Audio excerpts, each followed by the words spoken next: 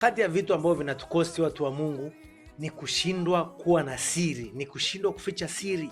Mtu kidogo tu umekutana na mtu amesema atakupa hela ya biashara, hata hajakupa. Bwana asifiwe, Bwana asifiwe kanisa, niko mbeleni, nimekuja kumwaibisha shetani. Kuna mtu ameniambia tarehe 30 ananiwekea hela. Sikiliza, ushuhuda sio mbaya, lakini je, una mekanizmu ya kupambana na roho za malipizi? Kwa sababu ukijua vita ya rohoni, kuna vitu utashuhudia bila kukua. Katika kitu ambacho kina kosti watu wa Mungu ni kushindwa kuficha siri. Nilikuwa nasoma katika kitabu cha Waamuzi 13:16, nilimsoma Samson.